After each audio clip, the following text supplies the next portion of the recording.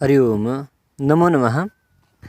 नवमी दशमी कक्षाभ्यां कृते अद्यत्वे पाठः यदस्ति तदस्ति प्रत्ययनियोजनम्। अर्थात 9वीं और 10वीं कक्षा के लिए संस्कृत शिक्षण में जो आज का पाठ है वो व्याकरण संबंधी प्रत्ययों का नियोजन करना है कि प्रत्ययों को हम किस प्रकार से नियोजित कर सकते हैं।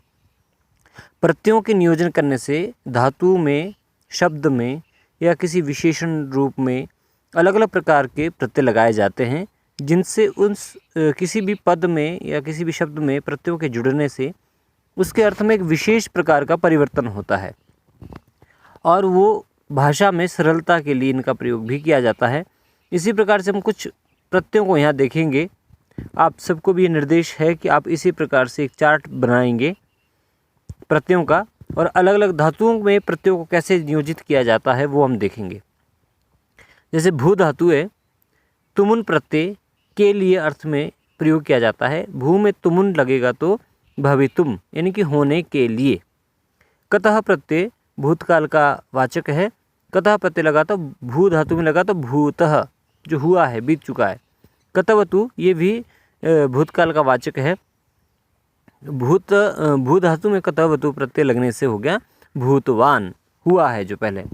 अगर भू धातु में तब्यत प्रत्यय जुड़ता है तो चाहिए अर्थ में ये प्रत्यय का प्रयोग किया जाता है। तो भू धातु में तब्यत प्रत्यय जुड़ने से होगा भवितव्यम।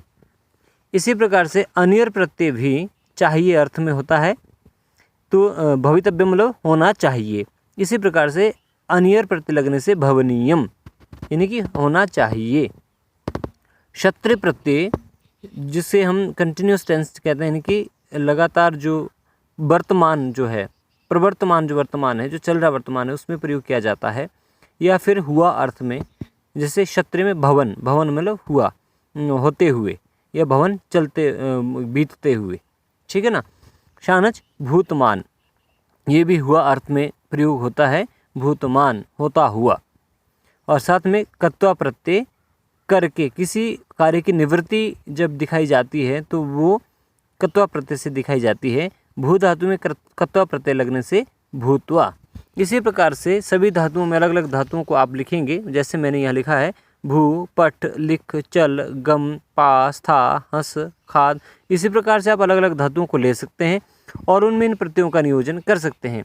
थोड़ा सा हम संक्षिप्त रूप में और देखेंगे।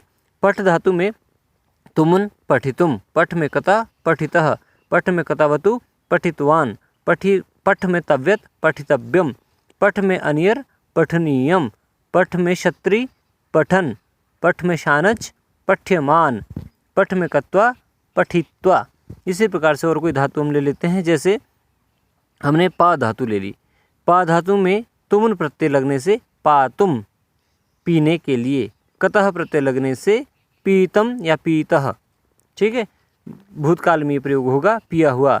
कतवतु लगने से पीतवान। तब्यत प्रत्यय की पीना चाहिए तो पातव्यम। अनियर प्रत्यय की पीना चाहिए तो पानीयम। क्षत्रिय प्रत्यय लगने से पीवन, पिया हुआ। शानच प्रत्यय से पीयमान यानी कि पिया जाता हुआ। कत्वा प्रत्यय से पीत्वा यानी कि पी करके। ऐसे किसी और को देख लेते हैं। जैसे नी धातु है, नए अर्थ में, ले जाने के अर्थ में। नेतुम, ले जाने के लिए। नी धातु में कतः प्रत्यय लगा, नीतम, ले जाया गया। कतवतु लगा, नीतुवान, ठीक है, ले जाया गया। ये भी भूतकाल प्रत्यय है। तब्यत प्रत्यय लगने से नीतव्यम, ले जाना चाहिए, ठीक है। अनियर प्रत्यय लगने से नयनीयम, ले जाना चाहिए। क्षत्रिय प्रत्यय लगने से नयन यानी कि ले जाता हुआ, ले जाया गया। शानच प्रत्यय लगने से नियमान और कत्वा प्रत्यय लगने से नीत्वा। इसी प्रकार से हम अलग अलग धातुओं में इन सभी प्रत्ययों का, जैसे तुमुन, कतः, कतवतु, तब्यत, अनियर, क्षत्रि, शानच, कत्वा और इसके अतिरिक्त कोई और भी प्रत्यय जो होते हैं उनका नियोजन हम कर सकते हैं। लेकिन धातुओं में प्रत्ययों का नियोजन अलग प्रकार से होगा, शब्दों में अलग प्रकार से होगा, और अन्य विशेषण बनाने के लिए या स्त्रीलिंग बनाने के लिए जिन प्रत्ययों का हम प्रयोग करते हैं उनको अलग प्रकार से किया जाता है।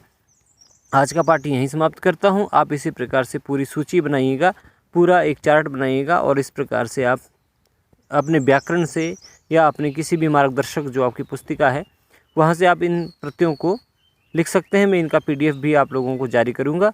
तावत शुभ मंगलम।